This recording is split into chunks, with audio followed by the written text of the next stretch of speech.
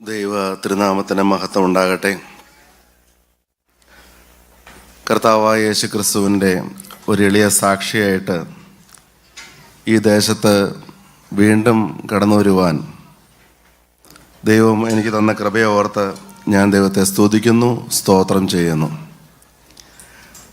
6 വർഷങ്ങൾക്ക് മുമ്പ് ഈ ദേശത്ത് വന്ന യേശുവിൻ്റെ മാറ്റമില്ലാത്ത വചനം പറയുവാൻ കർത്താവ് എനിക്ക് തന്ന കൃപയെ ഓർക്കുകയാണ് ഈ സമയത്ത്. നിങ്ങൾ ഓർക്കുന്നുണ്ടോ എന്ന് എനിക്ക് അറിയാൻ പാടില്ല. 2019 ഞാൻ കർത്താവിൻ്റെ സാക്ഷിയായിട്ട് ഈ ദേശത്ത് വന്നത്. അന്ന് ഞാൻ പറഞ്ഞ വചനം എന്താണെന്ന് നിങ്ങൾ ഓർക്കുന്നുണ്ടോ? ഞാൻ ഓർക്കുന്നില്ല. കാരണം നമ്മൾ പലരും അനേക യോഗങ്ങളിൽ പങ്കെടുക്കുന്നുണ്ട്. ഇന്നും എനിക്ക് നിങ്ങളോട് ഒരു കാര്യമാണ് പറയാനുള്ളത്. ഞങ്ങളെ മറന്നാലും സാരമില്ല, ഇത് യോഗം നടത്തുന്നതായ സംഘാടകരെ മറന്നാലും സാരമില്ല. പക്ഷേ ഞങ്ങൾ പറയുന്നതായ യേശുവിനെ നിങ്ങളാരും മറക്കരുത്. ഞങ്ങൾ ഘോഷിക്കുന്നതായ പാപമോചനം തരുന്ന ക്രിസ്തുവിനെ, പാപക്ഷമ തരുന്നതായ ദൈവത്തിൻ്റെ സ്നേഹത്തെ, നിങ്ങൾ മാനസാന്തരപ്പെട്ടാൽ, അനുതപിച്ചാൽ, നിങ്ങൾ നിങ്ങളുടെ പാപങ്ങളെ ഏറ്റുപറഞ്ഞ് ഉപേക്ഷിച്ചാൽ നിങ്ങളെ സ്വീകരിക്കുന്ന യേശുവിനെ നിങ്ങളാരും മറക്കരുത്.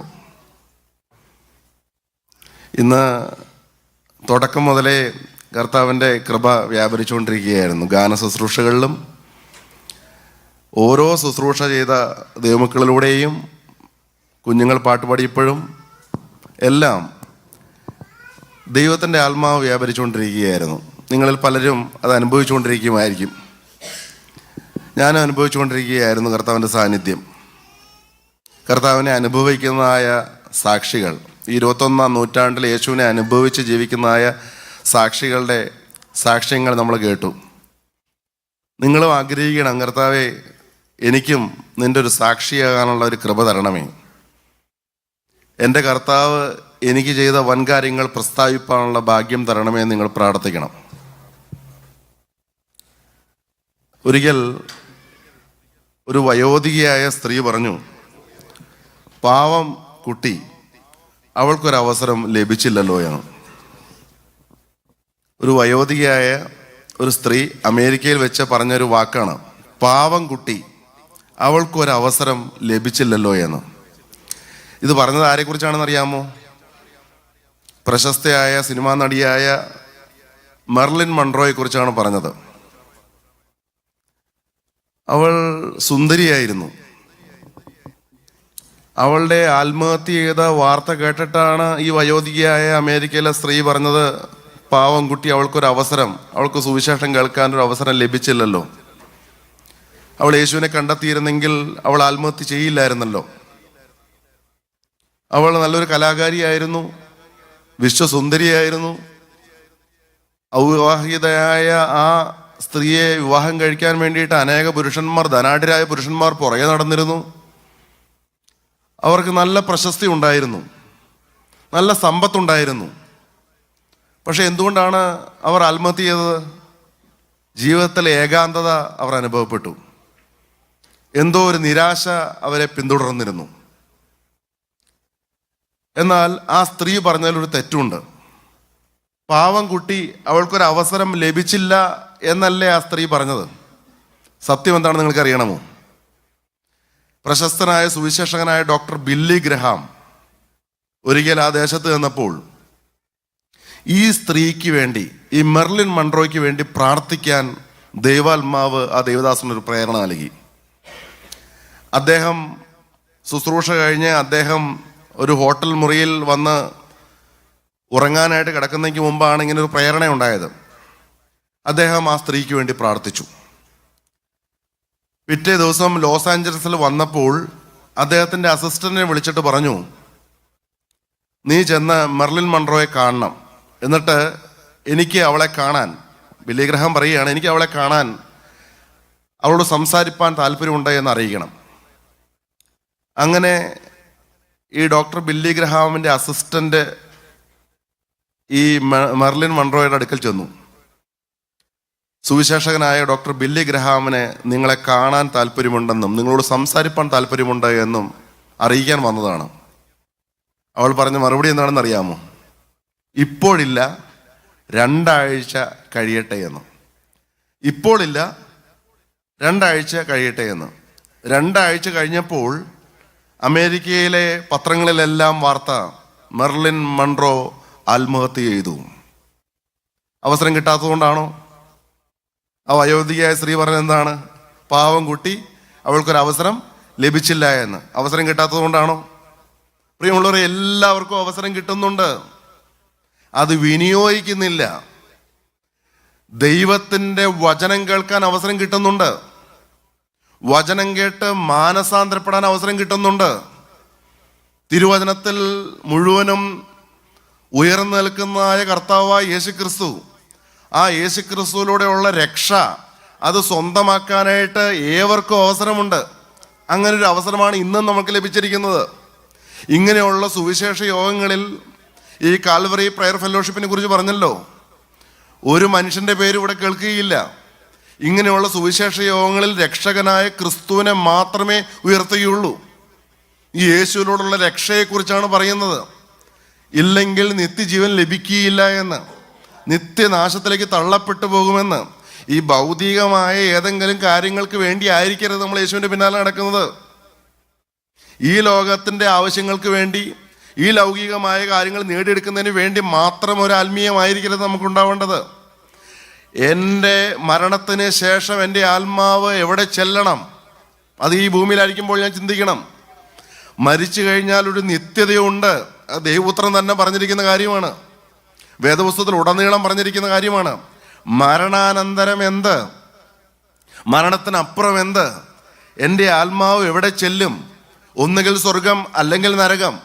വളരെ വ്യക്തമായിട്ട് ദൈവപുത്രൻ്റെ നാവിലൂടെ വന്നിരിക്കുന്ന കാര്യമാണ്. പക്ഷെ ഇത് കേൾക്കാൻ ആർക്ക് താല്പര്യം? ഇത് വിശ്വസിക്കാൻ ആർക്ക് താല്പര്യം? ദൈവത്തിന് മഹത്വം. പ്രിയമുള്ളവരെ, ഇന്നത്തെ സുവിശേഷ യോഗത്തിന് നിങ്ങൾ വന്നിരിക്കുന്നതിൽ ഞങ്ങൾ നിങ്ങളെ അഭിനന്ദിക്കുകയാണ്, അനുമോദിക്കുകയാണ്. കാരണം നിങ്ങൾ യേശുവിൻ്റെ വചനം കേൾക്കാൻ വന്നല്ലോ. ഇത് കേൾക്കാൻ പലരും താല്പര്യം കാണിക്കാറില്ല. പലരും ഈ ലോകത്തിൻ്റെ പണത്തിൻ്റെ പിന്നാലെയും, ഈ ലോകത്തെ മ്ലേച്ഛതകളുടെ പിന്നാലെയും, ഈ ലോകത്തിൻ്റെ പ്രമാണമായ തിന്നുക, കുടിക്കുക, ആനന്ദിക്കുക, വിശ്രമിക്കുക എന്ന് പറയുന്നതായ പ്രമാണം മുറുകെ പിടിച്ചുകൊണ്ട് അനേകരും അതിൻ്റെ പിന്നാലെ നടക്കുകയാണ്. എന്നാൽ നിങ്ങൾ ദൈവവചനം കേൾക്കുവാനായിട്ട് കാണിച്ച ഉത്സാഹത്തെ ഞങ്ങൾ അഭിനന്ദിക്കുന്നു എന്നാണ് പറയുന്നത്. മരണത്തിനപ്പുറം ഒരു നിത്യതയുണ്ട്. ഞാൻ മരിച്ചു കഴിഞ്ഞാൽ എൻ്റെ ആത്മാവ് എവിടെ ചെല്ലും? യെശയ്യാ പ്രവാചകന്റെ പുസ്തകം 55 അധ്യായം 6, 7 വാക്യങ്ങൾ ഉറക്കെ വായിച്ചു കേൾക്കാം. അവിടെ എന്താണ് പറയുന്നത്? യെശയ്യാ പ്രവാചകന്റെ പുസ്തകം 55 അധ്യായം 6, 7 വാക്യങ്ങൾ. യഹോവയെ കണ്ടെത്താകുന്ന സമയത്ത് അവനെ അന്വേഷിപ്പിൻ. യഹോവയെ കണ്ടെത്താകുന്ന സമയത്ത് അവനെ അന്വേഷിപ്പിൻ. അവൻ അടുത്തിരിക്കുമ്പോൾ അവനെ വിളിച്ചപേക്ഷിപ്പിൻ. ദുഷ്ടൻ തൻ്റെ വഴിയെയും നീതികെട്ടവൻ തൻ്റെ വിചാരങ്ങളെയും ഉപേക്ഷിച്ച് യഹോവയെങ്കിലേക്ക് തിരിയട്ടെ. യഹോവയെ കണ്ടെത്താകുന്ന സമയത്ത് അവനെ അന്വേഷിപ്പിൻ. അവൻ അടുത്തിരിക്കുമ്പോൾ തന്നെ അവനെ വിളിച്ചപേക്ഷിപ്പിൻ. ഇപ്പോൾ ദൈവം അടുത്ത് വന്നിരിക്കുന്ന സമയമാണ്. ഇപ്പോൾ നിങ്ങളുടെ കർത്താവിനെ കണ്ടെത്താകുന്ന സമയമാണ്. ഇപ്പോൾ നിങ്ങളുടെ ഹൃദയം പകരാൻ പറ്റിയ സമയമാണ്. നിങ്ങൾ ഇതുവരെ പ്രാർത്ഥിച്ചിട്ടില്ലെങ്കിൽ ഇങ്ങനെ നിങ്ങൾ പ്രാർത്ഥിക്കണം: കർത്താവേ, എനിക്കൊരു മാനസാന്തരം തരണമേ. ഇതുവരെ നിങ്ങൾ ഇങ്ങനെ പ്രാർത്ഥിച്ചിട്ടില്ലെങ്കിൽ നിങ്ങൾ പ്രാർത്ഥിക്കണം: കർത്താവേ, എനിക്കൊരു വിശ്വാസം തരണമേ. ഈ ദൈവമക്കളെല്ലാം പറയുന്നത് കേട്ട് വിശ്വസിക്കാനുള്ളൊരു ഹൃദയം തരണമേ. ഇന്ന് അനേകരുടെയും ഹൃദയത്തിൽ അന്ധകാരമാണ്, അനേകരുടെയും ഹൃദയത്തിൽ ഇരുട്ടാണ്. പിശാച്, അന്ധകാരത്തിൻ്റെ അധിപതിയായ പിശാച് ഇന്ന് അനേകരെ കൊണ്ടും പാപം ചെയ്യിപ്പിച്ച് ഈ ലോകത്തിലേക്ക് മാത്രം നോക്കിക്കൊണ്ട് ജീവിക്കുന്നത് കൊണ്ട് അനേകർക്കും ദൈവത്തിൻ്റെ വചനമാകുന്ന വെളിച്ചമുള്ളിലേക്ക് പ്രവേശിക്കുന്നില്ല. വെളിച്ചമാകുന്ന ക്രിസ്തുവിനെ കൈക്കൊള്ളാനായിട്ട് അവസരം കിട്ടുന്നില്ല, അഥവാ അവസരം കിട്ടിയാലും ഉപയോഗിക്കുന്നില്ല. പ്രിയമുള്ളവരെ, യഹോവയെ കണ്ടെത്താവുന്ന സമയത്ത് അവനെ അന്വേഷിപ്പിൻ. അവൻ അടുത്തിരിക്കുമ്പോൾ തന്നെ അവനെ വിളിച്ചപേക്ഷിപ്പിൻ. ദുഷ്ടൻ തൻ്റെ വഴിയെയും നീതികെട്ടവൻ തൻ്റെ വിചാരങ്ങളെയും ഉപേക്ഷിച്ച് യഹോവയെങ്കിലേക്ക് തിരിയട്ടെ. ദുഷ്ടൻ തൻ്റെ വഴിയെയും നീതികെട്ടവൻ തൻ്റെ വിചാരങ്ങളെയും ഉപേക്ഷിച്ച് യഹോവയെങ്കിലേക്ക് തിരിയട്ടെ, മാനസാന്തരപ്പെടട്ടെ. നമ്മുടെ വഴി പാപകരമായ വഴിയാണെങ്കിൽ, ദുഷ്ടന്റെ വഴിയാണെങ്കിൽ, പിശാചിന്റെ വഴിയാണെങ്കിൽ, അന്ധകാരത്തിന്റെ വഴിയാണെങ്കിൽ അത് ഉപേക്ഷിക്കട്ടെ. അവൻ അവനോട് കരുണ നീതികെട്ടവൻ അവന്റെ വിചാരങ്ങളെ ഉപേക്ഷിക്കട്ടെ, യഹോവയെങ്കിലേക്ക് തിരിയട്ടെ. അടുത്ത വാക്യം. അവൻ അവനോട് കരുണ കാണിക്കും. അവൻ അവനോട് കരുണ കാണിക്കും. നമ്മുടെ ദൈവത്തെങ്കിലേക്ക് തിരിയട്ടെ. നമ്മുടെ ദൈവത്തെങ്കിലേക്ക് തിരിയട്ടെ. അവൻ ധാരാളം ക്ഷമിക്കും. അവൻ ധാരാളം ക്ഷമിക്കുമെന്ന്. എത്ര വലിയ പാപങ്ങൾ ചെയ്തു കൂട്ടിയവരാണെങ്കിലും ഇന്ന് നിങ്ങൾ ദൈവത്തിന്റെ വചനം കേൾക്കുമ്പോൾ നിങ്ങൾ അനുദപിക്കാൻ തയ്യാറാണെങ്കിൽ, പാപം ചെയ്യാൻ പലർക്കും മടിയില്ല, പക്ഷെ ഏറ്റുപറയാൻ പലർക്കും മടിയാണ്. പാപം ചെയ്തു കൂട്ടാൻ, പാപത്തിൽ ജീവിക്കാൻ ആർക്കും ഒരു ബുദ്ധിമുട്ടുമില്ല. പക്ഷേ അനുദപിക്കുവാൻ, പാപങ്ങളെ ഏറ്റുപറഞ്ഞ് ഉപേക്ഷിക്കുവാൻ പലർക്കും ഭയങ്കര മടിയാണ്. എന്നാൽ കർത്താവിൻ്റെ വാഗ്ദത്തമാണ്, ഇന്ന് നിങ്ങൾ നിങ്ങളുടെ പാപങ്ങളെ ഏറ്റുപറഞ്ഞ് ഉപേക്ഷിക്കുകയാണെങ്കിൽ കർത്താവ് ക്ഷമിക്കാമെന്ന്. ഇന്ന് വേദപുസ്തകം വായിച്ചപ്പോൾ വായിച്ചില്ലേ, അവന്റെ പുത്രനായ യേശുവിന്റെ രക്തം, ബാക്കി അറിയാമോ, സകല പാപമൊക്കെ നമ്മെ ശുദ്ധീകരിക്കുന്നു. എത്ര കഠോരമായ പാപം ചെയ്ത വ്യക്തിയാണെങ്കിലും യേശുവിൻ്റെ ക്രൂശുമരണത്തിൽ വിശ്വസിച്ചുകൊണ്ട് യേശു ഒഴുക്കിയതായ തിരുരക്തം അത് പാപമോചനം തരുന്ന രക്തമാണ്. യേശു ഒരു പാപവും ചെയ്തിട്ടില്ല, നീതിമാനാണ്. നീതിമാൻ രക്തം, നീതീകരിക്കുന്ന രക്തം എൻ്റെ തലമേൽ വന്നു വീണാൽ വിശ്വസിക്കുന്ന പാപി ഏറ്റുപറഞ്ഞ് അവൻ്റെ പാപങ്ങൾ ഏറ്റുപറഞ്ഞ് ഉപേക്ഷിക്കുകയാണെങ്കിൽ ആ രക്തം വന്ന് കഴുകുമെന്ന്. അതുകൊണ്ടാണ് പറയുന്നത്, അവൻ്റെ പുത്രനായ, അതായത് പിതാവായ ദൈവത്തിൻ്റെ പുത്രനായ യേശുവിൻ്റെ രക്തം സകല പാപവും പോക്കി നമ്മെ ശുദ്ധീകരിക്കുന്നു. നമ്മുടെ പാപങ്ങൾ ഏറ്റുപറയുന്നുവെങ്കിൽ അവൻ നമ്മോട് ധാരാളം ക്ഷമിക്കുമെന്ന്. പ്രിയമുള്ളവരെ, ഇനിയുള്ള സമയം ഏതാനും മിനിറ്റുകൾ കൊണ്ട് യോഗം കഴിയാൻ പോകുകയാണ്. നിങ്ങൾ ഇനിയുള്ള സമയം നിങ്ങൾ പ്രാർത്ഥനയോടെ ഇരിക്കണം. കർത്താവേ, എൻ്റെ പാപങ്ങൾ നീ കാണിച്ചു തരണമേ. നീ ചൂണ്ടിക്കാണിച്ചു തരുന്ന ഏതു പാപം തിരുത്തുവാൻ ഞാൻ തയ്യാറാണ്. പറയാൻ പറ്റുമോ? കർത്താവേ, എൻ്റെ മ്ലേച്ഛതകൾ ഉപേക്ഷിക്കാൻ തയ്യാറാണ്. കാരണം മരണത്തിനപ്പുറം ഒരു നിത്യതയുണ്ട്. വായിക്കാം, മത്തായിയുടെ സുവിശേഷം 25-ാം അധ്യായം 34-ാം വാക്യം വായിക്കാം. വിശുദ്ധ മത്തായി എഴുതിയ സുവിശേഷം 25-ാം അധ്യായം 34-ാം വാക്യം. രാജാവ് തൻ്റെ വലത്തുള്ളവരോട് അരുളി ചെയ്യും, എൻ്റെ പിതാവിനാൽ അനുഗ്രഹിക്കപ്പെട്ടവരെ, വരുവിൻ, ലോകസ്ഥാപനം മുതൽ നിങ്ങൾക്കായി ഒരുക്കിയിരിക്കുന്ന രാജ്യം അവകാശമാക്കിക്കൊള്ളുവിൻ. രാജാവ് തൻ്റെ വലത്തുള്ളവരോട് അരുളി ചെയ്യും, എൻ്റെ പിതാവിനാൽ അനുഗ്രഹിക്കപ്പെട്ടവരെ, വരുവിൻ, ലോകസ്ഥാപനം മുതൽ നിങ്ങൾക്കായി ഒരുക്കിയിരിക്കുന്ന രാജ്യം, ദൈവരാജ്യം അവകാശമാക്കിക്കൊള്ളുവിൻ. അതെപ്പോൾ സംഭവിക്കുന്ന കാര്യമാണ്? അത് സംഭവിച്ച കാര്യമല്ല. ബൈബിള് സംഭവിച്ച കാര്യങ്ങൾ മാത്രം പറഞ്ഞിരിക്കുന്ന പുസ്തകമല്ല, ഇനി സംഭവിക്കാനുള്ള കാര്യങ്ങളും പറഞ്ഞിരിക്കുന്ന പുസ്തകമാണ്. ബൈബിൾ വായിക്കുന്ന ഏതൊരു വ്യക്തിക്ക് അറിയാം, മരണത്തിനപ്പുറം എന്ത് എന്ന് പലരുടെ ചോദ്യങ്ങൾക്ക് മറുപടി പല മതഗ്രന്ഥങ്ങളും നൽകുന്നില്ല എങ്കിൽ ബൈബിൾ നൽകുന്നുണ്ട്. സൃഷ്ടാവായ ദൈവം ബൈബിളിലൂടെ വളരെ കൃത്യവും വ്യക്തമായിട്ട് പറയുന്നുണ്ട്, മനുഷ്യന്റെ ആയുസ് പുല്ല് പോലെയാണ് എന്നും, ഇന്ന് കാണുന്ന നാളെ വാടിപ്പോകുന്ന പുല്ലിനോട് സമമാണെന്നും, കൊഴിഞ്ഞു പോകുന്ന പൂവിനോട് സമമാണെന്നെല്ലാം വേദപുസ്തകം പറയുന്നുണ്ട്. എന്നാൽ ഈ ഭൂമിയിലെ ആയുസ് കഴിഞ്ഞാൽ എന്ത്? മരണത്തിനപ്പുറം എന്ത്? മരണാനന്തര ജീവിതത്തെക്കുറിച്ച് ദൈവപുത്രനായ ക്രിസ്തു തന്നെ പറഞ്ഞിട്ടുണ്ട്. ഈ ലൂക്കോസ് സുവിശേഷം 16-ാം അധ്യായത്തിൽ കർത്താവ് ഒരു സംഭവ കഥ പറയുന്നുണ്ട്. ഞാൻ വായിക്കാൻ ഉദ്ദേശിക്കുന്നില്ല, നിങ്ങളിൽ ചിലർക്കെല്ലാം അറിയാവുന്നതുകൊണ്ട് വേഗത്തിലൊന്ന് പറഞ്ഞു പോകുന്നു മാത്രം. അവിടെ ധനവാന്റെയും ലാസറിന്റെയും സംഭവ കഥയാണ് പറയുന്നത്, ഉപമയല്ല അത്. ഉപമയാണെങ്കിൽ പേരുകൾ ഉപയോഗിക്കുകയില്ല. അവിടെ ലാസർ എന്ന വ്യക്തിയുടെ പേര് കർത്താവ് പറയുന്നുണ്ട്.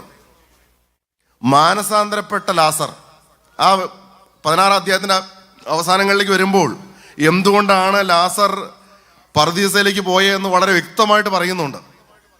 അവന് മാനസാന്തരപ്പെട്ടത് കൊണ്ടാണ് എന്ന് ധനവാന്റെ വാക്കുകളിലൂടെ പറയുന്നുണ്ട്. എന്നാൽ ഈ ഭൂമിയിലായിരുന്നപ്പോൾ ധനവാൻ സുഖിച്ചു എന്നാണ് പറയുന്നത്. ഞാൻ ആദ്യം പറഞ്ഞതുപോലെ തിന്നുക, കുടിക്കുക, ആനന്ദിക്കുക, ഈ ലോകത്തിന്റെ പ്രമാണം അതാണ്. നാളെ ചാകുമല്ലോ, നമുക്ക് ആനന്ദിക്കാം, നമുക്ക് ആമോദിക്കാം.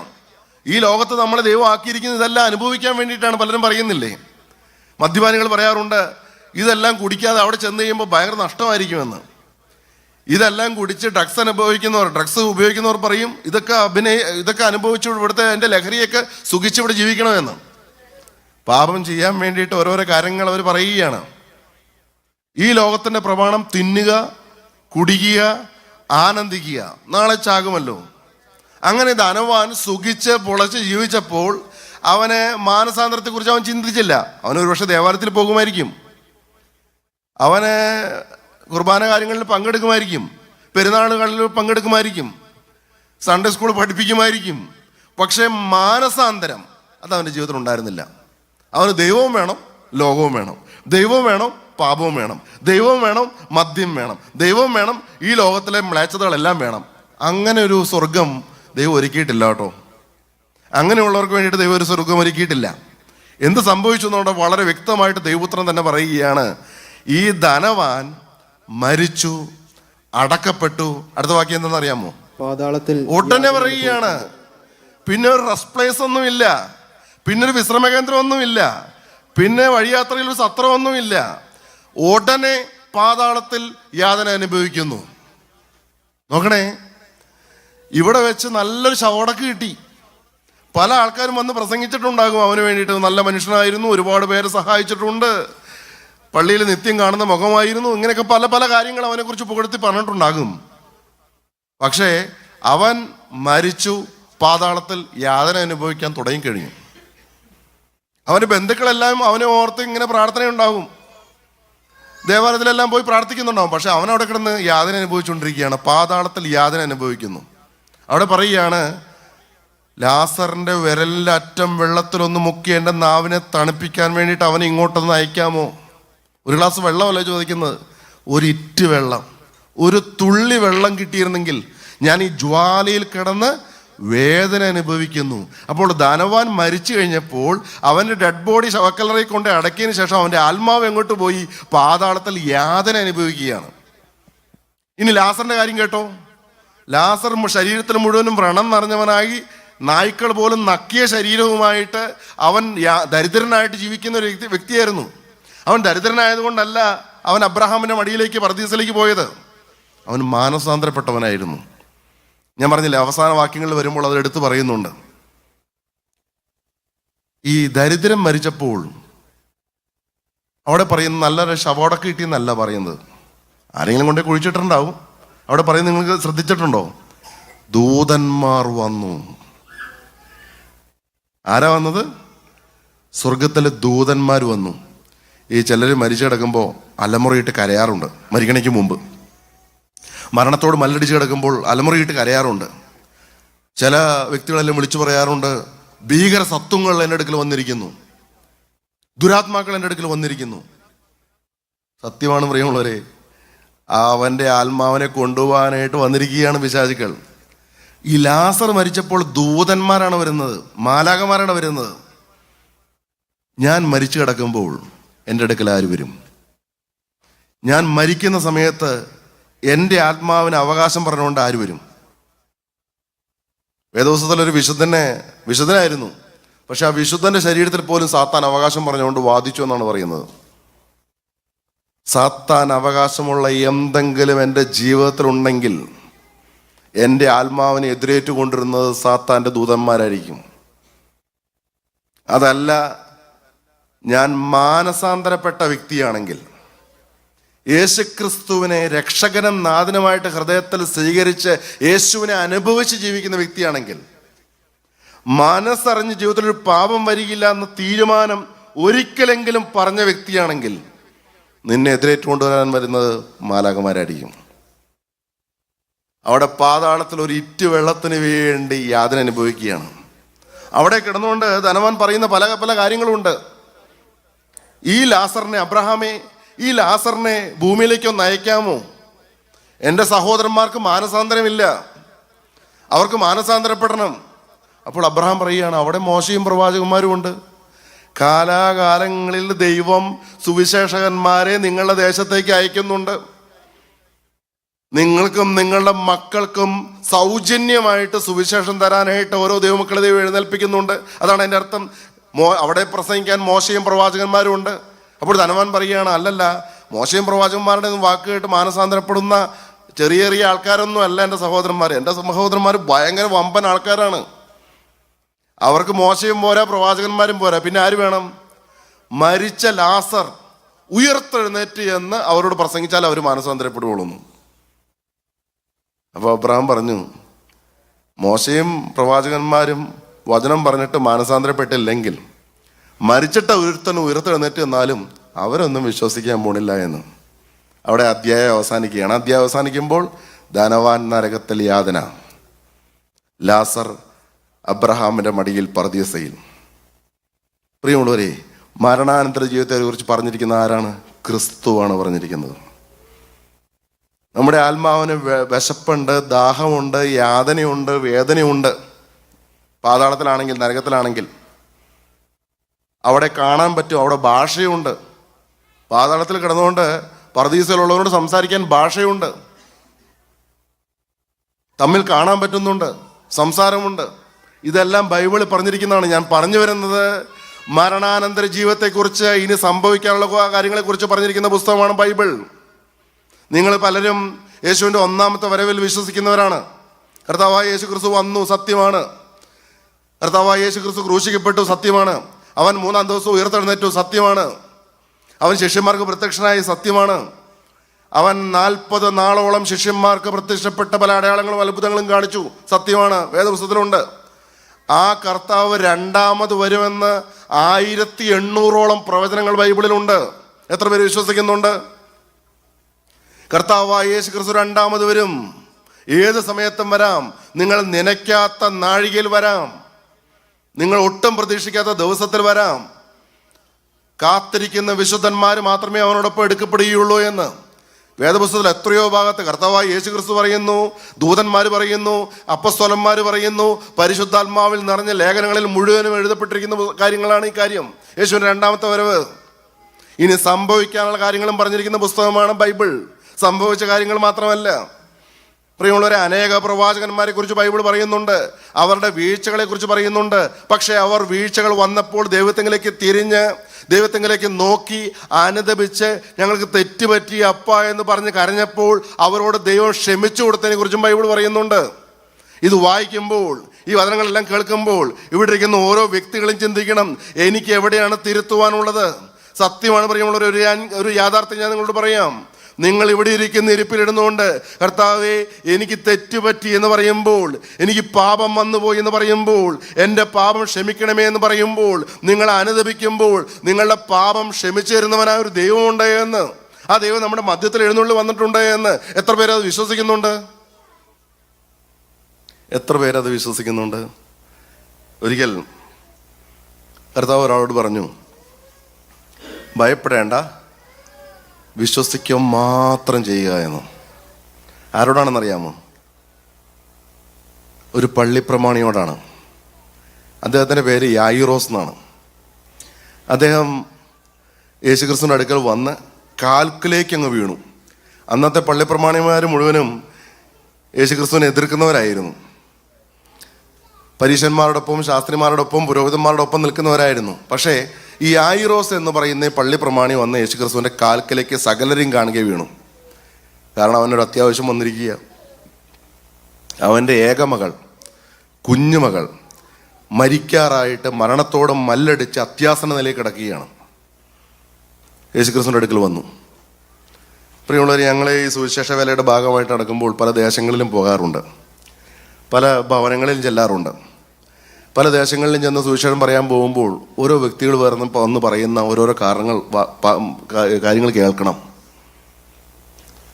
ഒരു ദൂര സ്ഥലത്ത് പോയപ്പോൾ, ഏത് സ്ഥലമാണെന്ന് ഞാൻ പറയുന്നില്ല, ഞാൻ എറണാകുളം ജില്ലയിലാണ്, പറഞ്ഞല്ലോ തൃപ്പൂണിത്തുറയിലാണ്. ഞാൻ ആ തെക്ക്, എറണാകുളം ജില്ലയുടെ തെക്ക് ഒരു സ്ഥലത്ത് ചെന്നപ്പോഴാണ് ഒരു സ്ത്രീ വന്നിട്ട് പറഞ്ഞു, ഒരു കുഴപ്പമില്ലാതെ കുഞ്ഞ് ഓടി കിടക്കുകയായിരുന്നു, 3 വയസ്സോ മറ്റേ ഉള്ളൂ. എപ്പോഴും കാലുവേദന എന്ന് പറഞ്ഞ് കരയും.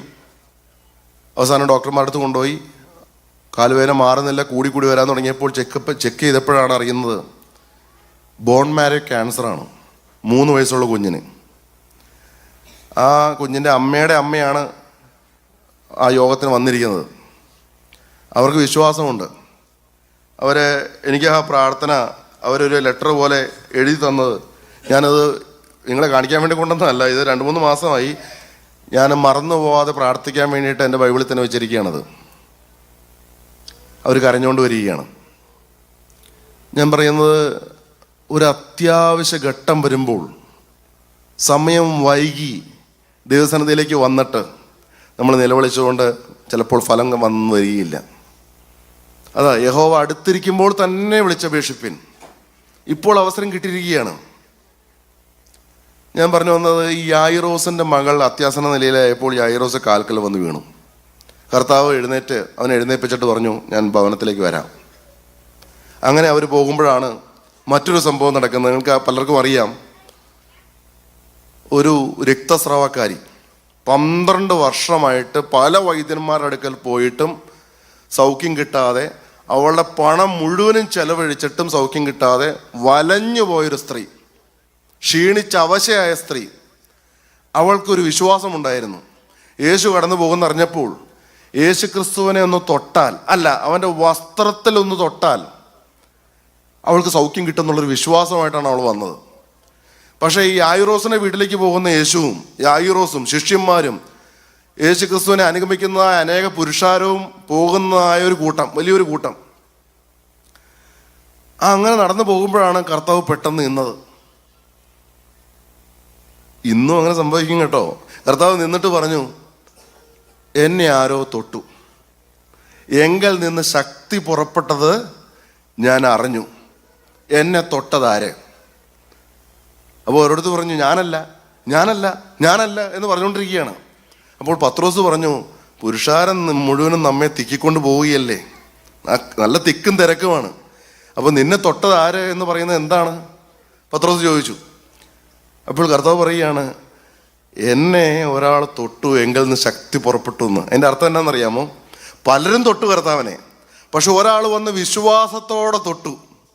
കർത്താവിന് ശക്തി പലരിലേക്കല്ല, ആ വിശ്വാസത്തോടെ തൊട്ട വ്യക്തിയിലേക്കാണ് ആ ശക്തി മുഴുവൻ ഒഴുകിയതെന്ന്. അപ്പോഴവിടെ പറയുകയാണ്, താൻ മറഞ്ഞിരിക്കുന്നില്ല എന്ന് കണ്ട് ഒരു സ്ത്രീ മുന്നോട്ട് വന്ന് യേശുവിൻ്റെ കാൽക്കലേക്ക് വീണു. അവൾക്ക് തൊടാൻ പാടില്ല, അവൾ അശുദ്ധയാണ്, രക്തസ്രവമാണ്, ബ്ലീഡിംഗ് ആണ്.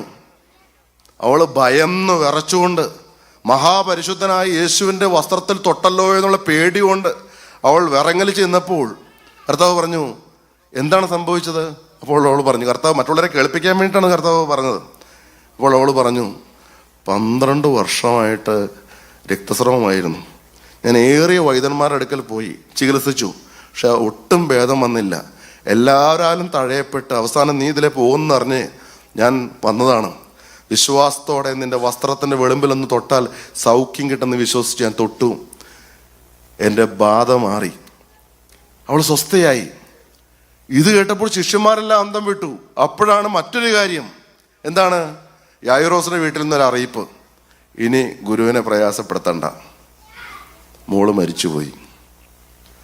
ആ അപ്പനായ യായിറോസ് ഒച്ചത്തിൽ ഉറക്കെ നിലവിളിക്കണമോ വേണ്ടയോ എന്നുള്ള ചിന്തയിൽ നിൽക്കുന്ന സമയത്ത് തന്നെ കർത്താവ് പറഞ്ഞു, ഭയപ്പെടേണ്ട, വിശ്വസിക്കുക മാത്രം ചെയ്യുക. നീ ആരുടെ മുമ്പിലാണ് വന്നിരിക്കുന്നത്? ഭയപ്പെടേണ്ട യായിറോസേ, വിശ്വസിക്കുക മാത്രം ചെയ്യാമെന്ന്. ഉയർത്തെഴുന്നേൽപ്പിച്ച കുഞ്ഞിനെ കൊടുത്തു. ഞാൻ പറഞ്ഞത്, അനേകർ യോഗങ്ങൾക്ക് വരും, പക്ഷേ ശക്തി പുറപ്പെടുന്നത് ചിലരിലേക്ക് മാത്രമായിരിക്കും. മനസ്സിലായോ? ആ രക്തസ്രാവക്കാരി വിശ്വാസത്തോടെ വന്ന് തൊട്ടപ്പോൾ അവളിലേക്ക് ശക്തി വന്നു. നിങ്ങൾ വിശ്വസിക്കണം പ്രിയമുള്ളവരെ. ഇന്ന് കേൾക്കുന്നതായ വചനത്തിലൂടെ വ്യാപരിക്കുന്ന ദൈവത്തിൻ്റെ പരിശുദ്ധാത്മാവുണ്ട്. ഞങ്ങൾ ആരുമല്ല, ഞങ്ങൾ ഒന്നുമല്ല, പക്ഷെ ഞങ്ങൾ പറയുന്നതായ പ്രഘോഷിക്കുന്നതായ യേശുവിൻ്റെ രക്തത്തിന് ശക്തിയുണ്ട്, ഈ വചനത്തിന് ശക്തിയുണ്ട്. നിങ്ങൾക്ക് കുടുംബത്തിൽ സമാധാനമില്ലായിരിക്കാം, നിങ്ങൾക്ക് ചിലപ്പോൾ കടമായിരിക്കാം, പുറമെ മനുഷ്യരാരും നോക്കിയാൽ ഒരു കുഴപ്പവുമില്ല, പക്ഷെ ഉള്ളിൽ നീറിപ്പൊകഞ്ഞ് കഴിയുന്നവരുണ്ട്, ഉള്ളിലെ വിഷയങ്ങളുമായിട്ട് ഭാരവിഷയങ്ങളുമായിട്ട് വന്നവരുണ്ട്. നിങ്ങളൊന്ന് വിശ്വാസത്തോടെ പ്രാർത്ഥിക്കുക, കർത്താവേ, ഞാൻ എൻ്റെ ജീവിതം നിനക്കായിട്ട് സമർപ്പിക്കാം. നിങ്ങളോട് ഏതെങ്കിലും മലകൾ കയറാനോ വീണ്ടും ഒരു സ്നാനം എടുക്കാനോ ഏതെങ്കിലും സഭ മാറാനോ അല്ല, അതൊന്നും ഈ കൂട്ടായ്മ ചെയ്യില്ലല്ലോ. ഞാൻ കത്തോലിക്ക സഭയിലെ അംഗമാണ്, കഴിഞ്ഞ 27 വർഷമായിട്ട് ഈ കൂട്ടായ്മയിൽ വരുന്നു. ഇന്ന് സഭ മാറിയിട്ടില്ല, എൻ്റെ പള്ളിയിൽ ഞാൻ പോകുന്നു. നിങ്ങളാരും സഭ മാറേണ്ട ആവശ്യമില്ല, നിങ്ങളുടെ ഒരു പണവും ഞങ്ങൾ പിരിക്കുകയില്ല. പ്രിയമുള്ളവരെ, യേശു ക്രിസ്തുവിൽ വിശ്വസിക്കുക, യേശുവിൽ ആശ്രയിക്കുക, യേശുവിൻ്റെ വചനം കേട്ട് മാനസാന്തരപ്പെടുക, അതേ പറയുന്നുള്ളൂ. നിങ്ങളുടെ ജീവിതം യേശുക്രിസ്തുവിനായിട്ട് കൊടുത്താൽ കർത്താവ് ഇന്നു മുതൽ അത്ഭുതം പ്രവർത്തിക്കുമെന്ന്. ഏറ്റവും വലിയ അത്ഭുതം എന്ന് പറയുന്നത് മാനസാന്തരമാണ്. ഇവിടെ നമ്മൾ വായിച്ചു കേട്ടത് വിശുദ്ധ മത്തായിയുടെ സുവിശേഷം 25 അധ്യായം 34 വാക്യമാണ് വായിച്ചു കേട്ടത്. രാജാവ് തൻ്റെ വലത്തുള്ളവരോട് അരുളി ചെയ്യും, എൻ്റെ പിതാവിനാൽ അനുഗ്രഹിക്കപ്പെട്ടവരെ വരുവിൻ, ലോകസ്ഥാപനം മുതൽ നിങ്ങൾക്കായി ഒരുക്കിയിരിക്കുന്ന രാജ്യം അവകാശമാക്കിക്കൊള്ളുവിൻ. ഇനി 41 വാക്യം വായിക്കാം. 41 വാക്യം. പിന്നെ അവൻ ഇടത്തുള്ളവരോട്, ശപിക്കപ്പെട്ടവരെ, എന്നെ വിട്ട് പിശാചിനും അവൻ്റെ ദൂതന്മാർക്കും ഒരുക്കിയിരിക്കുന്ന നിത്യാഗ്നിയിലേക്ക് പോകുവിൻ. അവിടെ കേൾക്കുന്നു പോകുവിൻ. ആദ്യം കേട്ടത് വരുവിൻ. അനുഗ്രഹിക്കപ്പെട്ടവരെ വരുവിൻ. ആ വിളി എത്ര പേര് കേൾക്കും? ഒരു കൂട്ടർ കേൾക്കുകയാണ് പോകുവിൻ. പിശാചിനും അവൻ്റെ ദൂതന്മാർക്കുമായി ഒരുക്കിയിരിക്കുന്ന നരകത്തിലേക്ക് പോകുവിൻ, നരകാഗ്നിയിലേക്ക് പോകുവിൻ. ശപിക്കപ്പെട്ടവരെ എന്നാണ് വിളിക്കുന്നത്. പ്രിയമുള്ളവരെ, ഇത് നിങ്ങൾക്ക് എല്ലാവർക്കും കേട്ട് പരിചയമുള്ള വാക്യമായിരിക്കും. പക്ഷേ ഇതിനകത്ത് ഏതെങ്കിലും ഒരു വാക്ക് നമ്മൾ കേൾക്കേണ്ടതായിട്ട് വരും. മരണത്തിനപ്പുറം യേശുവിൻ്റെ രണ്ടാമത്തെ വരവിനോടനുബന്ധിച്ച് നടക്കുന്നതായ ന്യായവിധി. അപ്പോൾ കേൾക്കുന്ന ശബ്ദമാണ് ഒന്നുകിൽ അനുഗ്രഹിക്കപ്പെട്ടവരെന്നുള്ള ശബ്ദം, അല്ലെങ്കിൽ ശപിക്കപ്പെട്ടവരെ എന്നുള്ള ശബ്ദം. ഇവിടെ പറയുന്ന വാക്യം ശ്രദ്ധിച്ചോ, എന്നെ വിട്ട് പിശാചിനും അവൻ്റെ ദൂതന്മാർക്കുമായി ഒരുക്കിയിരിക്കുന്ന നിത്യ അഗ്നിയിലേക്ക് പോവുകയും. നിത്യ അഗ്നിയാണ്. വെളിപ്പാട് പുസ്തകം 20 അധ്യായം എടുക്കുമ്പോൾ പിശാചിന്റെ അന്ത്യത്തെക്കുറിച്ച് അവിടെ പറയുന്നുണ്ട്. 20 അധ്യായം 10 വാക്യം ഒന്ന് വായിക്കാമോ? വെളിപ്പാട് പുസ്തകം 20 അധ്യായം 10 വാക്യം. അവരെ വഞ്ചിച്ച പിശാചിനെ, അവരെ വഞ്ചിച്ച പിശാചിനെ മൃഗവും കള്ളപ്രവാചകനും കിടക്കുന്ന ഗന്ധക തീപ്പൊയ്കയിലേക്ക് തള്ളിയിടും. ഗന്ധക തീപ്പൊയ്കയിലേക്ക് തള്ളിയിടും. അവർ എന്നേക്കും രാപ്പകൽ ദണ്ഡനം സഹിക്കേണ്ടി വരും. പിശാചിന് വരുന്ന അന്ത്യമാണ്. അവർ എന്നേക്കും രാവും പകലും ദണ്ഡനം സഹിക്കേണ്ടി വരും. എന്തുകൊണ്ടാണെന്ന് അറിയാമോ? വേദപുസ്തകത്തിൽ പിശാചിനെ കുറിച്ച് കർത്താവ് പറയുമ്പോൾ ദുഷ്ടൻ ദുഷ്ടൻ ദുഷ്ടൻ എന്നാണ് പറഞ്ഞുകൊണ്ടിരിക്കുന്നത്. എന്തുകൊണ്ടാണ്? അവൻ അലറുന്ന സിംഹം പോലെ അനേകരെ നശിപ്പിച്ചുകൊണ്ടിരിക്കുകയാണ്. ഇന്ന് പുരുഷന്മാരെയും സ്ത്രീകളും മദ്യപാനത്തിൻ്റെ അടിമകളാണ്. മദ്യപാനം എവിടെ ഏതൊരു ഫംഗ്ഷൻ വെച്ചാലും മദ്യം വിളമ്പുകയാണ്. പ്രിയമുള്ളവരെ, മദ്യപാനികൾ ദൈവരാജ്യം അവകാശമാക്കിയില്ല എന്ന് ബൈബിൾ കൃത്യവും വ്യക്തമായിട്ട് പറയുമ്പോൾ മദ്യത്തിൻ ലഹരിയിൽ കൂത്താടി ജീവിക്കുന്നവരോട് ഒരു കാര്യം എനിക്ക് പറയാനുണ്ട്. അത് പിശാച് ചെയ്യിപ്പിക്കുന്നതാണ്. ഇന്ന് അനേകരെ കൊണ്ട് മദ്യം കഴിപ്പിക്കുന്ന പിശാച് ഇന്ന് അനേക കുടുംബങ്ങളെ തകർക്കുകയാണ്. അപ്പൻ്റെ സ്നേഹം അനുഭവിക്കേണ്ട, അമ്മയുടെ സ്നേഹം അനുഭവിക്കേണ്ടതായ മക്കൾ ഇന്ന് അത് അനുഭവിക്കുന്നില്ല. സ്വാർത്ഥമതികളായിട്ട് എന്ന അനേക മാതാപിതാക്കന്മാരെ മക്കൾക്ക് ദുർമാതൃകയായിട്ട് നിൽക്കുകയാണ്. നിങ്ങൾ അങ്ങനെയുണ്ടോ? അങ്ങനെ ഉള്ളവരെ നിങ്ങൾക്ക് പരിചയമുണ്ടോ? പ്രിയമുള്ളവരെ, ഇന്ന് പിശാച് അനേക യൗവനക്കാരെ തകർത്തുകൊണ്ടിരിക്കുകയാണ്. ഇന്ന് പലർക്കും വിവാഹം വേണ്ട, പക്ഷെ ലിവിങ് ടുഗദർ, ഒരുമിച്ച് ജീവിക്കണം. ഇന്നത്തെ യുവാക്കന്മാരുടെ രീതിയാണ്. വിവാഹം വേണ്ട, പക്ഷെ ഒരുമിച്ച് ജീവിക്കണം. എത്രയോ ഭ്രൂണഹത്യകളാണ് നടക്കുന്നത് എന്ന്. ഏറ്റവും കൊള്ളരുതാത്ത രീതിയിൽ ജീവിച്ചിട്ട് അബോർഷൻ നടത്തുകയാണ്. പ്രിയമുള്ളവരെ, യേശു ക്രിസ്തു ജനിച്ച സമയത്ത് ഹെരോദാവ് അവിടെയുള്ള കുഞ്ഞുങ്ങളെ മുഴുവനും കൊന്നുകളഞ്ഞു. യഹൂദന്മാരുടെ രാജാവായി പിറന്നവൻ എവിടെ എന്ന് ചോദിച്ചുകൊണ്ട് ജ്ഞാനികൾ വന്നപ്പോൾ, ഞാൻ രാജാവായിട്ടുള്ളപ്പോൾ വേറൊരു രാജാവായിട്ട് ജനിച്ചു എന്നോ ആ ആൺകുഞ്ഞുങ്ങളെ മുഴുവനും കൊന്നൊടുക്കാൻ രാജാവ് കൽപ്പന പുറപ്പെടുവിച്ച പ്രകാരം അന്നത്തെ കുഞ്ഞുങ്ങളെ മുഴുവനും കൊന്നൊടുക്കി. നിഷ്കളങ്ക രക്തം ചിന്തി. ഇന്നത്തെ തലമുറയിലും കൊള്ളരാൽമയിൽ ജീവിച്ചിട്ട് അബോർഷൻ നടത്തുകയാണ്. എത്രയോ പിഞ്ചു കുഞ്ഞുങ്ങളെയാണ് കൊല്ലുന്നത്. ഒരു മടിയുമില്ല, ഒരു പേടിയുമില്ല, ദൈവഭയമില്ലാതെ ജീവിക്കുന്നു. എന്ത് തോന്നിവാസത്തിനും പോകുന്നു. കഞ്ചാവിനും മയക്കുമരുന്നിനും കോളേജിൽ പഠിക്കുമ്പോൾ സ്കൂളിൽ പഠിക്കുമ്പോഴേ കുഞ്ഞുങ്ങൾ അടിമകളാകുന്നു. എന്താ കാരണം എന്നറിയാമോ? അപ്പൻ ക്രിസ്തുവിനെ അനുഭവിച്ചിട്ടില്ല, അമ്മ ക്രിസ്തുവിനെ അനുഭവിക്കുന്ന വ്യക്തിയല്ല. അതുകൊണ്ട് മകനെ അരുതാത്ത വഴിക്ക് പോകരുത് എന്ന് പറയാൻ അവർക്ക് കഴിയുന്നില്ല, അവർക്ക് പ്രാഗൽഭ്യമില്ല. പ്രിയമുള്ളവരെ, നിങ്ങൾക്ക് പറയാൻ പറ്റുമോ, മകനെ എന്നെ നോക്കി ജീവിക്കൂ, നിന്റെ അപ്പൻ ജീവിക്കുന്നത് കണ്ട്, നിന്റെ അമ്മ ജീവിക്കുന്നത് കണ്ട് എന്നെ നോക്കി ജീവിക്കൂ, ഞാൻ അരുതാത്ത ഒരു പാപം ചെയ്യാതെ ജീവിക്കുന്നത് കണ്ടില്ലേ? ഇപ്പോൾ മരിച്ചാൽ എത്ര പേര് സ്വർഗത്തിലേക്ക് പോകും? ഇന്ന് അനേകരും നരകത്തിന്റെ അടിമകളായിട്ട് ജീവിക്കുകയാണ്. സത്യമാണ് ഞാൻ പറയുന്നത്. ഇന്ന് അനേകരും കേൾക്കുന്ന ശബ്ദമാണ്, ശപിക്കപ്പെട്ടവരെ, എന്നെ വിട്ട് പിശാചിനും അവന്റെ ദൂതന്മാർക്കും ഒരുക്കിയിരിക്കുന്നതായ നിത്യ നരകാഗ്നിയിലേക്ക് പോകുവിൻ. എന്തുമാത്രം ദുഷ്ടതകളാണ് നടക്കുന്നത് അല്ലേ? നിങ്ങൾ പത്രം എടുത്ത് വായിക്കുന്നില്ലേ? സ്വന്തം അമ്മയെ കൊല്ലുന്ന മകൻ, അമ്മയുടെ ഹൃദയത്തിലേക്ക് കത്തി തുളച്ചു കയറ്റുന്ന മകൻ, വീഡിയോ ഗെയിമിന് അടിമയാണ്, കൊടുത്തില്ലെങ്കിൽ കൊല്ലുകയാണ്, സ്നേഹം നഷ്ടപ്പെട്ടിരിക്കുകയാണ്. ഇതിൻ്റെ എല്ലാം പിന്നിൽ പിശാചാണ്.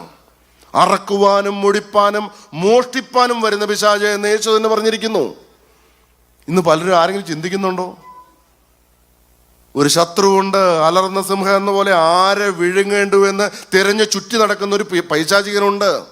പ്രിയമുള്ളവരെ, നിങ്ങൾ ചിന്തിക്കണം, കർത്താവേ, എൻ്റെ ഭവനം പിശാചിന്റെ അധീനതയിലാണോ?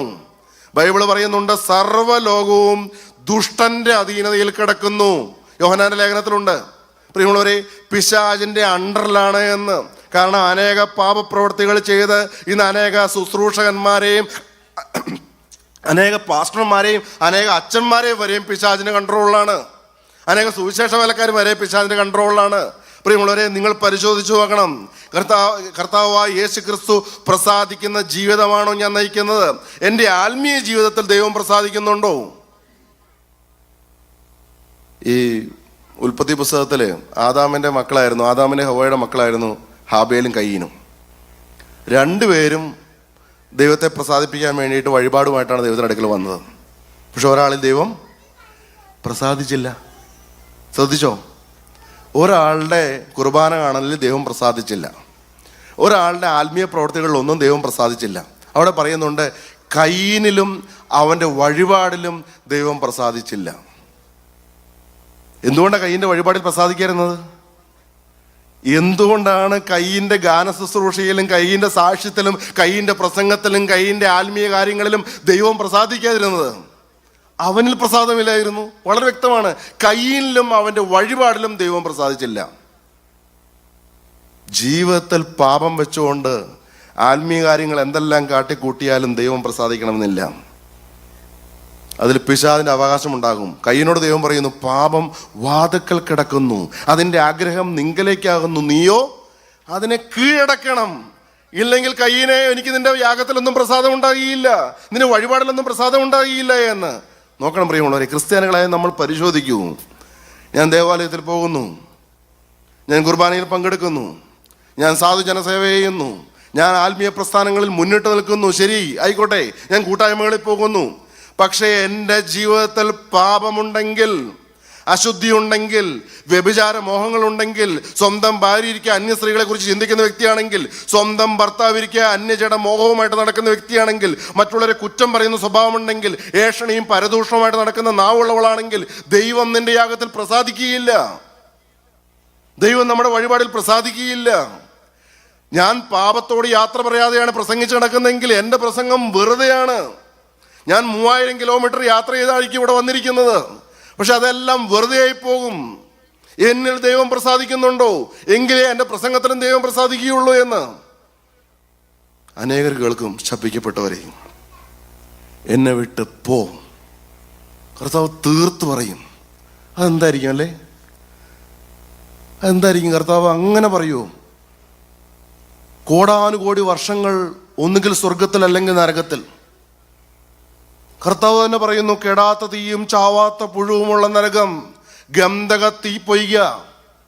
അങ്ങനെ കർത്താവ് തള്ളിയിടും? കർത്താവ് അത്ര ദുഷ്ടതരം കാണിക്കൂ എന്നൊക്കെ ചോദിക്കുന്ന വ്യക്തികളുണ്ട്. പ്രിയമുള്ളവരെ, പാപം വെച്ചുകൊണ്ട് നിനക്ക് ഒരിക്കലും നിത്യജീവനാവകാശമാക്കാൻ പറ്റുകയില്ല. പാപം വെച്ചുകൊണ്ട് ഒരിക്കലും സ്വർഗരാജ്യത്തിലേക്ക് പ്രവേശിക്കാൻ പറ്റുകയില്ല.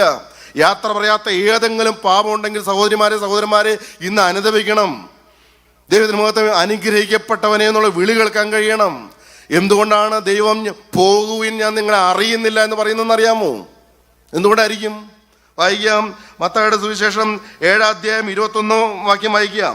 21 മുതലുള്ള വാക്യങ്ങളിൽ വളരെ വ്യക്തമായിട്ട് അവിടെ പറയുന്നുണ്ട് ആരാണ് ദൈവരാജ്യത്തിൽ അകത്തേക്ക് പ്രവേശിക്കുന്നത്, എന്തുകൊണ്ടാണ് പ്രവേശിക്കാത്തത്. വായിക്കാം. എന്നോട് കർത്താവേ കർത്താവേ എന്ന് പറയുന്നവൻ ഏവനുമല്ല, സ്വർഗസ്ഥനായ എൻ്റെ പിതാവിൻ്റെ ഇഷ്ടം ചെയ്യുന്നവൻ അത്രേ സ്വർഗരാജ്യത്തിൽ കടക്കുന്നത്. എന്നോട് കർത്താവേ കർത്താവേ എന്ന് പറയുന്നവൻ ഏവനുമല്ല എന്ന് പറയുന്നത് ക്രിസ്ത്യാനികളെ ഉദ്ദേശമാണ്, നാമധേയ ക്രിസ്ത്യാനികൾ.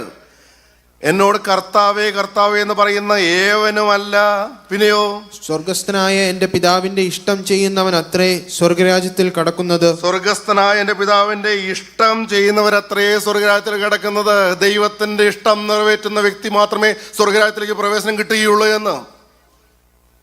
പരിശോധിക്കൂ. ഞാൻ ആരുടെ ഇഷ്ടമനുസരിച്ചാണ് ജീവിക്കുന്നത്? അവരവരെ സ്വന്തം ഇഷ്ടം അനുസരിച്ച് ജീവിക്കുന്നവരുണ്ട്. എൻ്റെ വീട്, എൻ്റെ ശമ്പളം, എൻ്റെ ജോലി, എൻ്റെ ഭാര്യ, എൻ്റെ ഭർത്താവ്, എൻ്റെ മക്കൾ എല്ലാം എൻ്റെ എന്ന് പറഞ്ഞുകൊണ്ട് ജീവിക്കുകയാണ്. എനിക്ക് തോന്നിയതുപോലെ. സഹോദരന്മാരെ, ദൈവം തന്നു എന്നാണ് പറയേണ്ടത്. എനിക്കൊരു ജീവിത പങ്കാളി തന്നോ? ദൈവം തന്നതാണ്. അതുകൊണ്ട് ഞാൻ എന്ത് വേണം? ആ ജീവിത പങ്കാളിയോട് റെസ്പെക്റ്റ് ആയിട്ട് പെരുമാറണം. വചനം പറയുന്നു, നിന്റെ ഭാര്യയെ സ്നേഹിക്കണം, നിന്റെ ഭാര്യയെ ബഹുമാനിക്കണമെന്ന്. പലരും അടിമയെ പോലെയാണ് ഭാര്യയെ കാണുന്നത്. വചനം പറയുന്നത് എന്ത്? ഭാര്യയെ ബഹുമാനിക്കണമെന്ന്. നിങ്ങളുടെ കുടുംബം ഒരു സന്തുഷ്ട കുടുംബമാണെങ്കിൽ ഭാര്യ ഭർത്താക്കന്മാർ തമ്മിൽ സ്നേഹവും ഐക്യവുമായിരിക്കണം. ഭർത്താവിനെ ഭയപ്പെടണമെന്നാണ് ദൈവത്തിന്റെ വചനം പറയുന്നത്. സാറ അബ്രഹാമിനെ യജമാനനെ എന്ന് വിളിച്ചാണ് അനുസരിച്ചത്. അങ്ങനെയാണോ? പുറമേ നിന്ദിക്കുന്നില്ലെങ്കിൽ ഉള്ളുകൊണ്ട് നിന്ദിക്കുന്നവരുണ്ടോ? ചിലർ പുറമേ നിന്ദിക്കുന്നുണ്ട്. ഞാൻ ചോദിക്കട്ടെ, നിങ്ങൾ ഭാര്യയെ സ്നേഹിക്കുന്ന വ്യക്തിയാണെങ്കിൽ, ഭാര്യയെ ബഹുമാനിക്കുന്ന വ്യക്തിയാണെങ്കിൽ, നിങ്ങൾ ഭാര്യ വീട്ടുകാരെയും സ്നേഹിക്കും, ഭാര്യ വീട്ടുകാരെയും ബഹുമാനിക്കും. നിങ്ങൾ ഭർത്താവിനെ സ്നേഹിക്കുന്ന വ്യക്തിയാണെങ്കിൽ നിങ്ങൾ ഭർത്താവിന്റെ വീട്ടുകാരെ നിങ്ങൾ സ്നേഹിക്കാൻ തുടങ്ങും. നിങ്ങൾ ക്ഷമിക്കാൻ തുടങ്ങും, വിട്ടുവീഴ്ച ചെയ്യാൻ തുടങ്ങും. അങ്ങനെയുള്ള കുടുംബം മാത്രമേ സന്തുഷ്ട കുടുംബമാകുകയുള്ളൂ. അങ്ങനെയുള്ള കുടുംബത്തിൽ മാത്രമേ മക്കൾ ഐശ്വര്യത്തിലേക്ക് വരികയുള്ളൂ. ഭാര്യയും ഭർത്താവും തമ്മിൽ ഭിന്നതയാണെങ്കിൽ മക്കൾ നാനാ വഴിക്ക് പോകും. അവരെ പഴിച്ചിട്ട് കാര്യമില്ല. നിങ്ങളൊന്ന് സ്വയം പരിശോധിക്കൂ. എങ്ങനെയാണ്? ഐക്യമുണ്ടോ? വണ്ണസ് ഉണ്ടോ? യേശു നിങ്ങളുടെ ഹൃദയത്തിലുണ്ടെങ്കിൽ, പലപ്പോഴും നിങ്ങൾ നോക്കൂ, ബൈബിളിലേക്ക് നോക്കൂ. സക്കായിയെ അനുഗ്രഹിച്ചപ്പോൾ സക്കായി ഒരാളാണ് യേശു ക്രിസ്തുവിനെ കൈക്കൊണ്ടത്. പക്ഷെ അവിടെ പറയുന്നത് എന്താണ്? ഇന്ന് ഈ വീട്ടിന് രക്ഷ വന്നു. കുടുംബമായിട്ടാണ് അനുഗ്രഹിക്കുന്നത്. കാരാഗൃഹ പ്രമാണി ആത്മഹത്യ ചെയ്യാൻ ഒരുമട്ടവനാണ്. പക്ഷേ പൗലോസ് പറഞ്ഞു, കർത്താവായ യേശുവിൽ വിശ്വസിക്കുക, എന്നാൽ നീയും നിന്റെ കുടുംബവും രക്ഷ പ്രാപിക്കും. കുടുംബമായിട്ട് അനുഗ്രഹിക്കാൻ കർത്താവ് തയ്യാറാണ്.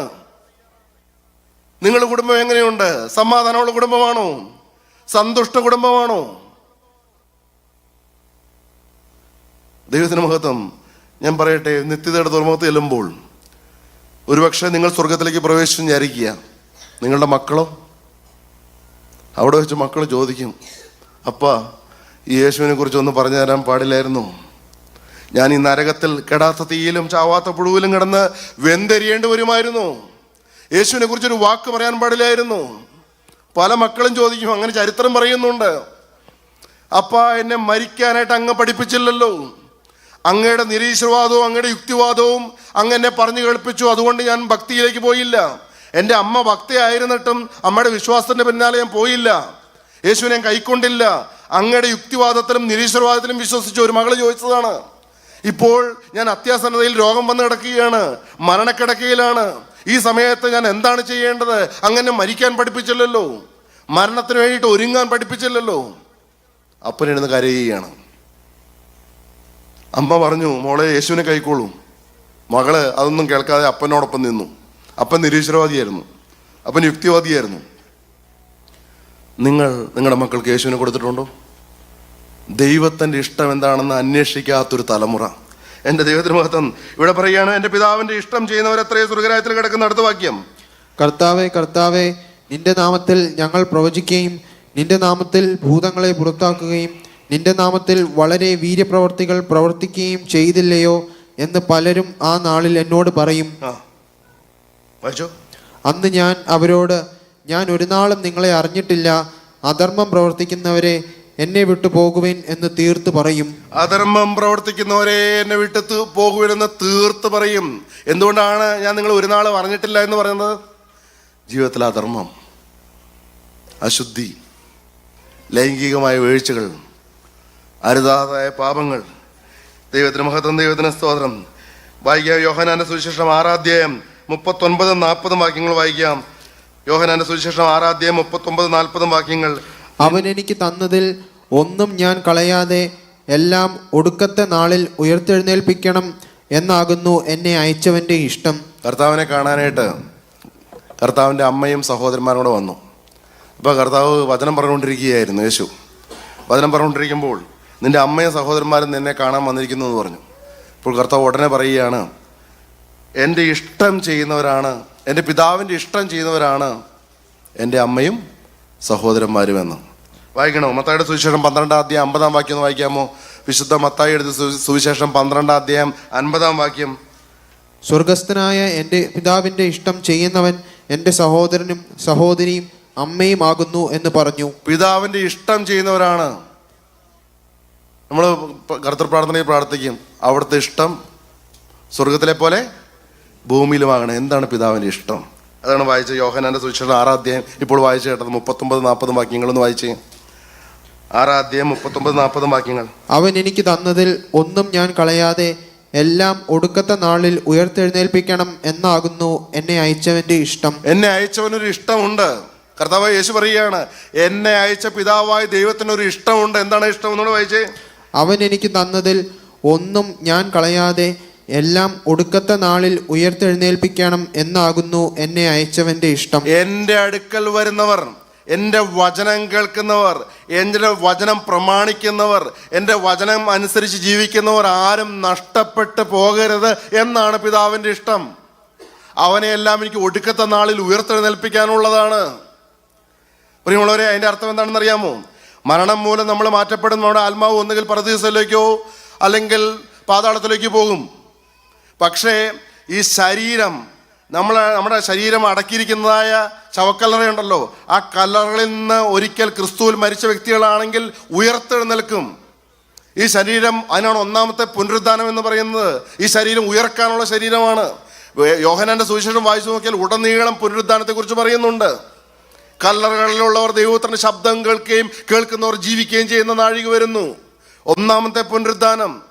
ക്രിസ്തുവിലാണ് മരിച്ചതെങ്കിൽ ഇന്നു മുതൽ കർത്താവിൽ മരിക്കുന്ന മൃതന്മാർ ഭാഗ്യമുള്ളവർ എന്ന് പറയും. ക്രിസ്തുവിലാണ് മരണം സംഭവിക്കുന്നതെങ്കിൽ ഈ ശരീരം ഉയർക്കും. ദൈവത്തിന് മഹത്വം. ദൈവ തേജസ് പ്രാപിക്കും. നിത്യതയുടെ തുറമുഖത്തേക്ക് ചെല്ലും. അല്ലാത്തവരുടെ ശരീരം കുറച്ച് കാലങ്ങൾക്ക് ശേഷം ഉയർക്കുന്നതിനെ കുറിച്ച് വേദപുസ്തകം പറയുന്നുണ്ട്. അത് ന്യായവിധിക്ക് വേണ്ടിയിട്ടാണ്, അത് ശിക്ഷയ്ക്ക് വേണ്ടിയിട്ടാണ് ഉയർക്കുന്നതെന്ന്. അത് രണ്ടാമത്തെ പുനരുദ്ധാനം എന്ന് പറയുന്നു. ഇവിടെ പറയുകയാണ്, കർത്താവിൻ്റെ ഇഷ്ടം ഒരാളും നഷ്ടപ്പെടരുത് എന്നാണ് പിതാവായ ദൈവത്തിൻ്റെ ഇഷ്ടം. പ്രിയമുള്ളവരെ, ഞാൻ ഒരു കാര്യം സത്യം നിങ്ങളോട് പറയട്ടെ. ഏതാനും ചില മിനിറ്റുകൾക്കുള്ളിൽ നമ്മുടെ യോഗം തീരുമല്ലോ. ഞാൻ പറയട്ടെ, ദൈവത്തിൻ്റെ ഇഷ്ടം ഇന്ന് യേശുക്രിസ്തുവിന്റെ അടുക്കൽ വന്നിരിക്കുന്ന നിങ്ങളാരും നഷ്ടപ്പെടരുത് എന്നാണ്. നിങ്ങൾ നിത്യജീവൻ പ്രാപിക്കണമെന്നാണ്. ദൈവത്തിന് മഹത്വം. ഇപ്പോൾ നിങ്ങൾ ചിന്തിക്കുക, എന്നെക്കുറിച്ചും ദൈവത്തിന് ഇഷ്ടം അത് തന്നെയാണോ? സഹോദര, നിന്നെക്കുറിച്ചും ദൈവത്തിന് ഇഷ്ടം അത് തന്നെയാണ്.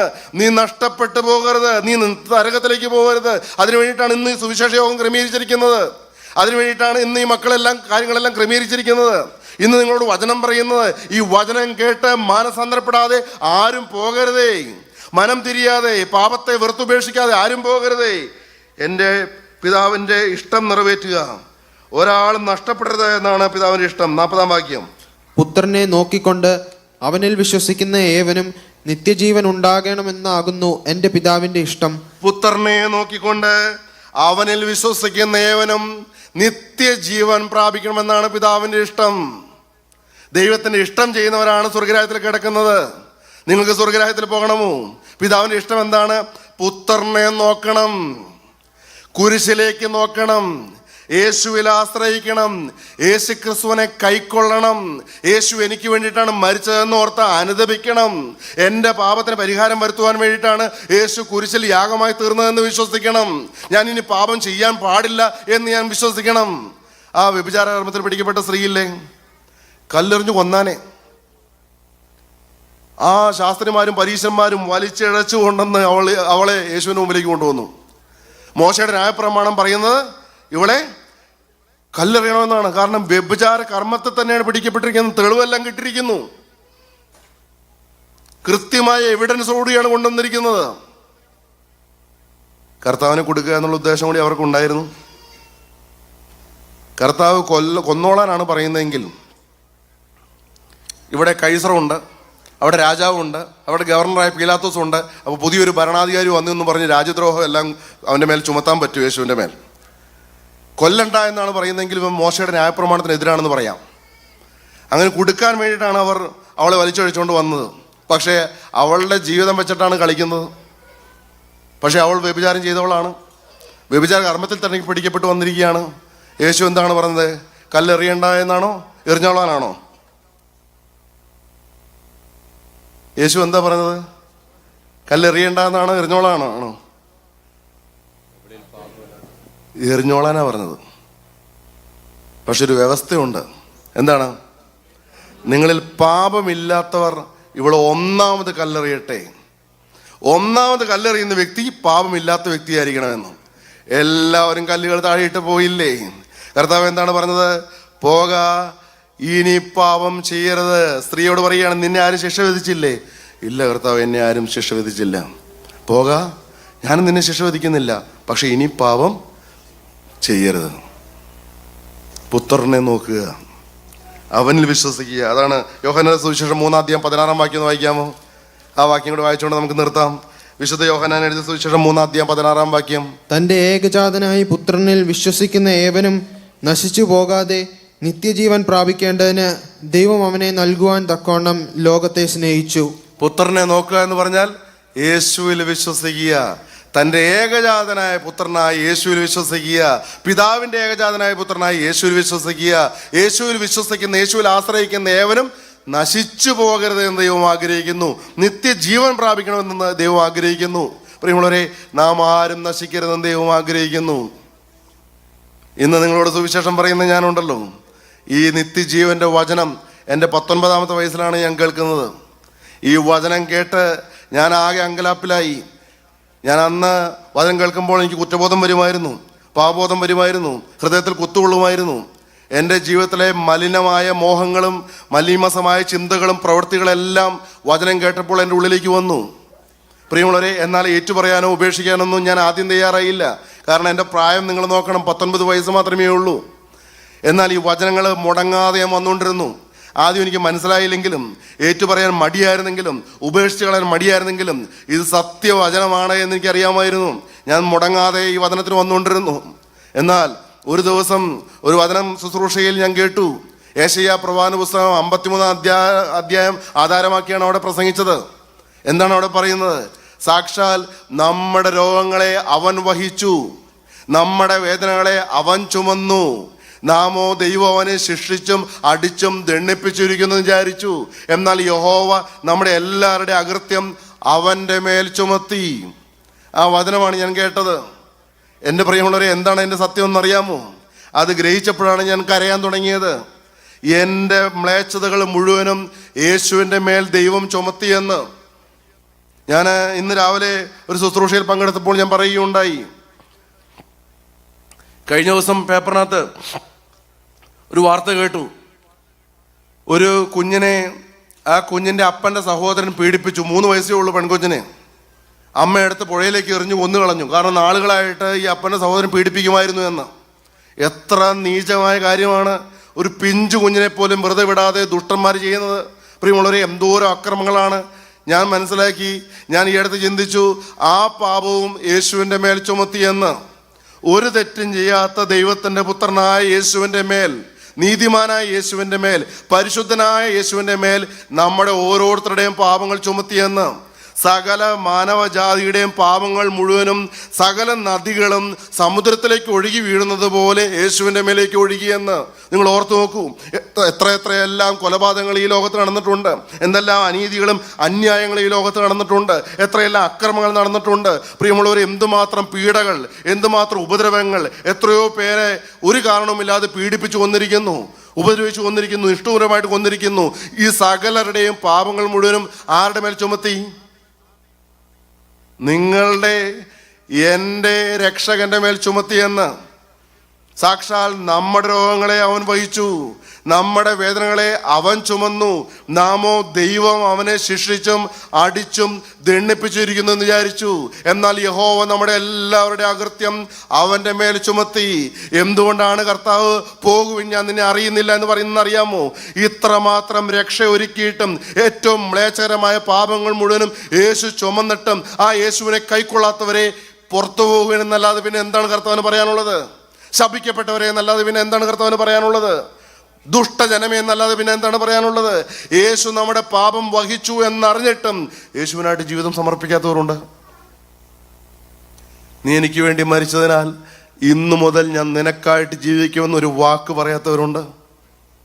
എന്നാൽ എൻ്റെ 19-ാമത്തെ വയസ്സിൽ എനിക്ക് ആ ഭാഗ്യം കിട്ടിയ പ്രിയമുള്ളവരെ, അന്ന് വചനം കേട്ടപ്പോൾ ഏങ്ങലടിച്ച് കരഞ്ഞുകൊണ്ട് എൻ്റെ മ്ലേച്ഛകരമായ പാപങ്ങൾ എന്താണെന്ന് ഞാൻ ഇവിടെ വിളിച്ചു പറയുന്നില്ല. അതെനിക്കറിയാം. എൻ്റെ ഹൃദയത്തിൽ ഞാൻ ചെയ്തു കൂട്ടിയത്, എൻ്റെ ശരീരത്തിൽ ഞാൻ ചെയ്തു കൂട്ടിയത്, എൻ്റെ അവയവങ്ങൾ എന്തിനെല്ലാം വേണ്ടിയിട്ട് വിട്ടുകൊടുത്തു, ആ പാപങ്ങൾ മുഴുവനും യേശുവിൻ്റെ മേലാണ് ചുമത്തിയെന്ന് അറിഞ്ഞപ്പോൾ ഞാൻ ആ 19-ാം വയസ്സിൽ ആ യൗവന ആരംഭത്തിൽ ഇരുന്നുകൊണ്ട് ഞാൻ ഏങ്ങലടിച്ച് കരഞ്ഞു തുറക്കുകയാണ് പ്രിയമുള്ളവരെ. ഇന്ന് 27 വർഷമായിട്ട് ഈ യേശുവിൻ്റെ സാക്ഷിയായിട്ട് ഞാൻ ഓടി നടക്കുകയാണ്. ഇനി നാളത്തെ ദിവസം കൂടി നമുക്ക് യോഗമുണ്ടല്ലോ. ഇതിൻ്റെ തുടർച്ചയായിട്ട് യേശുവിൻ്റെ ക്ഷണത്തെക്കുറിച്ചാണ്, ഡിവൈൻ ഇൻവിറ്റേഷനെ കുറിച്ചാണ് എനിക്ക് പറയാനുള്ളത്. ദൈവം നമ്മളെ ക്ഷണിക്കുന്നതായ പല സന്ദർഭങ്ങളുണ്ട് വേദപുസ്തകത്തിൽ. പ്രിയമുള്ളവരെ, ഇന്ന് സമയത്തിൻ്റെ പരിമിതി ഉള്ളത് കൊണ്ട് എൻ്റെ വാക്കുകൾ ഞാൻ ചുരുക്കുകയാണ്. ഞാൻ പറയട്ടെ പ്രിയമുള്ളവരെ, അന്ന് ഞാൻ സമർപ്പിച്ചപ്പോൾ എൻ്റെ കുടുംബത്തെ ദൈവം ഇത്രമാത്രം അനുഗ്രഹിക്കുമെന്ന് ഞാൻ വിചാരിച്ചില്ല.